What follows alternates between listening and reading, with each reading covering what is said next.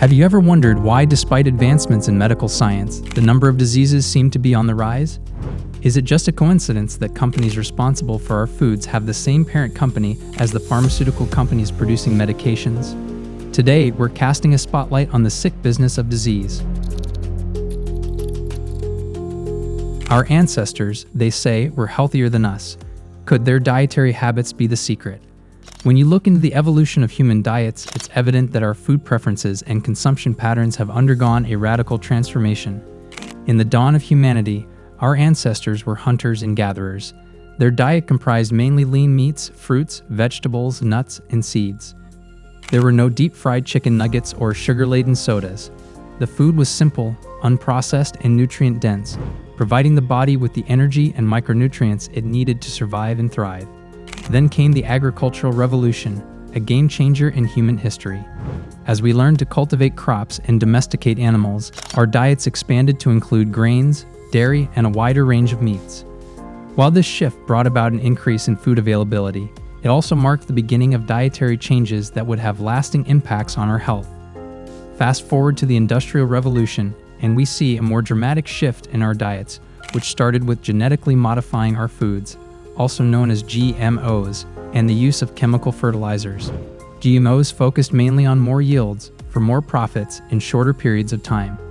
Even if the modification compromises the nutrients and benefits it gives the human body, the billion-dollar companies and billionaires championing this do not care. What matters is profits. Then came the advent of food processing techniques and the rise of the fast food industry, which have brought in an era of convenience foods. These are often high in sugars, unhealthy fats, and sodium, while being low in essential nutrients. These same food companies through the media started promoting the idea of eating 3 times a day, mostly high sugar or carbohydrate diets, with snacks in between. A message that has led many to high levels of insulin resistance, which is responsible for a majority of the chronic diseases we have in our communities. Today, our diets are dominated by processed foods. Single-ingredient foods are gradually becoming obsolete. Everything foods seem to have a touch of the lab. From breakfast cereals to ready-to-eat meals, these foods are everywhere, making up a significant portion of our daily consumption. Though they offer convenience and are often marketed as time savers, they come at a cost to our health. The frequent consumption of these highly processed foods has been linked to a host of health problems, including obesity, heart disease, type 2 diabetes, and certain types of cancer.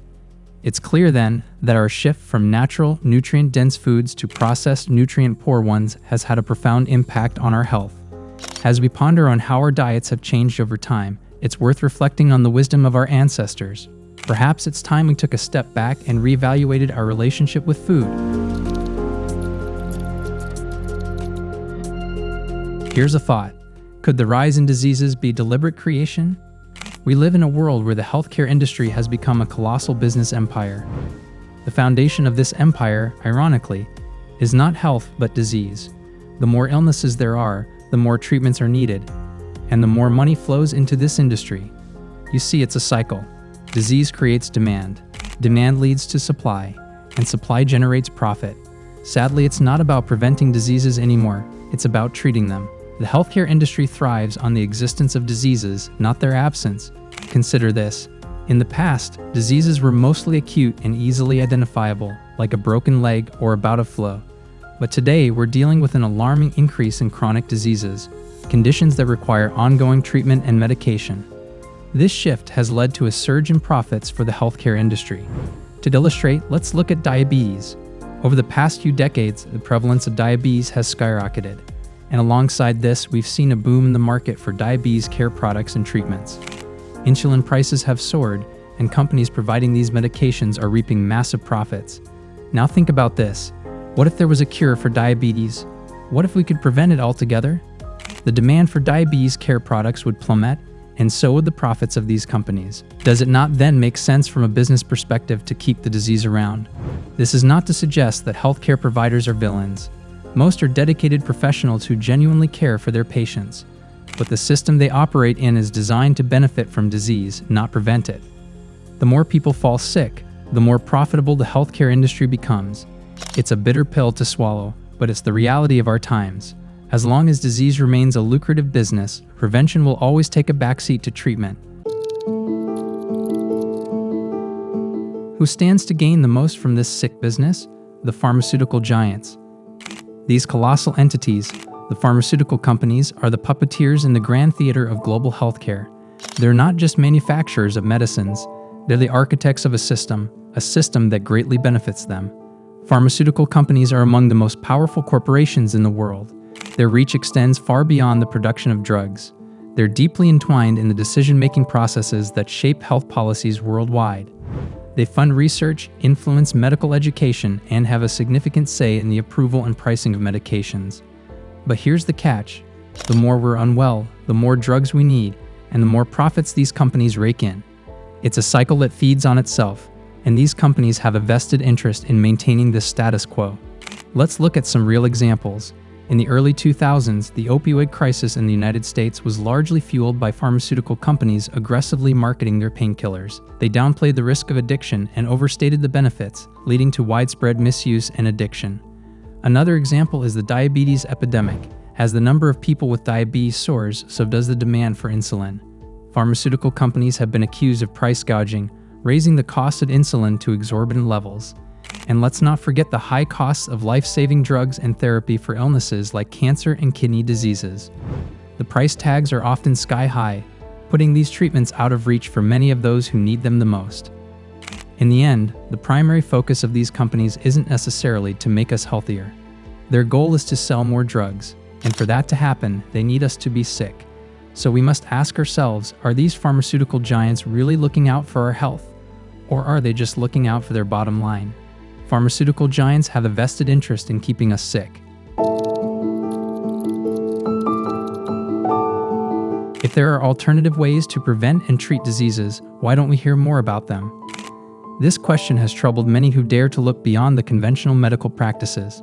It's a matter of concern that alternative medicine, despite its potential, often finds itself in the shadows. Often, the narrative surrounding alternative medicine is one of skepticism and doubt. It's seen as unscientific, or even as of pseudoscience, despite numerous instances of its effectiveness. The irony here is palpable because many of these alternative treatments have been in practice for centuries, longer than what we now call mainstream medicine. Take, for instance, acupuncture. This ancient Chinese practice has shown effectiveness in treating chronic pain, yet it is often met with raised eyebrows. Similarly, Ayurveda, a 5,000-year-old Indian healing system, and African traditional healing methods has remedies for various ailments, but it's seldom given the recognition it deserves. These are just their examples among the multitude of alternative medical practices that are overlooked or discredited. Why is this the case? The answer lies in the intricate web of profit-driven healthcare, stringent regulations, and lack of research funding. The pharmaceutical industry, with its deep pockets, often influences the narrative around health and treatment. Most medical schools that train doctors are funded by Big Pharma, and the medical training is fully centered on treating disease conditions with the drugs they manufacture. They also have a vested interest in maintaining the status quo, and because alternative treatments often cannot be patented, it doesn't promise the same level of profitability. Moreover, the lack of extensive scientific research on these alternative treatments further fuels the skepticism. However, the absence of evidence is not evidence of absence. The limited research that has been conducted often shows promising results, but without the backing of large-scale studies, these findings remain on the fringes of the medical community. The silence on alternative medicine is deafening and concerning. It's high time we broaden our perspective on health and healing. After all, the ultimate goal of medicine, whether mainstream or alternative, is the well-being of the patient, and isn't it worth exploring all avenues towards that goal? Our health is our greatest wealth, and it's our responsibility to protect it, to nurture it. We owe it to ourselves to make informed decisions about what we put into our bodies, what treatments we choose, and who we trust with our well-being. Your health is your story, and you are its author. What are your thoughts on this? Share them in the comments below. Do share this video with others, and don't forget to subscribe.